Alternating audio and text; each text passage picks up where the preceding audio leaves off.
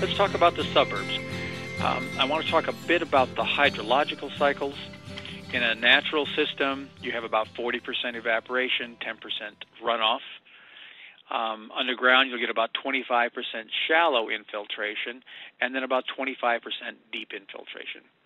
It is the shallow infiltration that maintains the hydrological cycle under the soil, that maintains our stream levels. The Mississippi River doesn't run all year round because there's snow melting in Colorado, and it's the snow melt.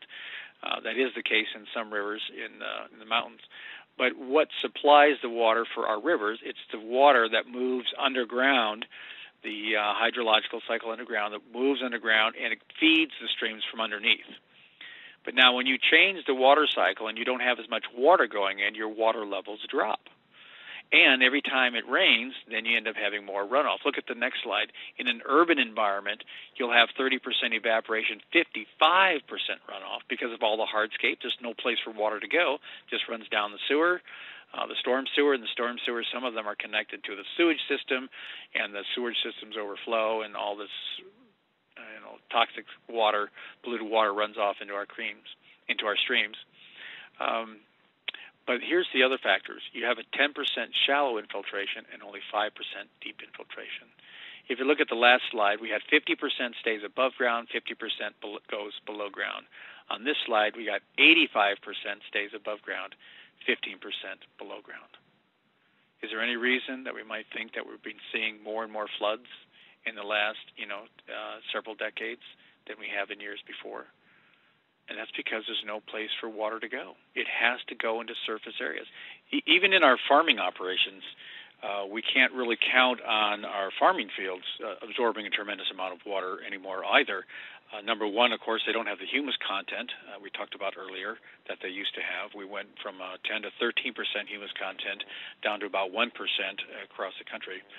But secondly, we also are, most of the farmers around here put drainage tile into their land. It's a flexible plastic pipe that allows water to go down about 1, 2, 3, 4 feet, and then it absorbs that water and pulls it off the field. The equipment these days is very heavy, and in order to get the equipment in the spring to work the fields and plant, the fields have to be dry enough, and so this pulls the water off the field more quickly, allowing them quicker access to the ground. It also will allow lower ground to drain more quickly. Corn does not grow real well, or beans in soggy soil. So if they can drain the moisture away, they have a chance of getting a little better yields. So we've changed the hydrological cycles, and probably most of us are aware that you've read articles for the last 15, 20 years where they say the water tables are dropping, wells are turning dry, not to mention the farm chemicals that are showing up in our wells. So we have to figure out ways to return the hydrological cycles. And the easiest way to do that in a suburban environment is with rain gardens. Kansas City in the metro area, they had this big goal several years ago to put 10,000 rain gardens in, and I believe they surpassed that goal. All over the city now they're putting these in. So when water comes off the roof or moves across the landscape, it just runs into this shallow impression. You dig a shallow impression, put a lot of deep prairie plants in there. Some of the roots from some of these native prairie plants will go 18 feet down into clay.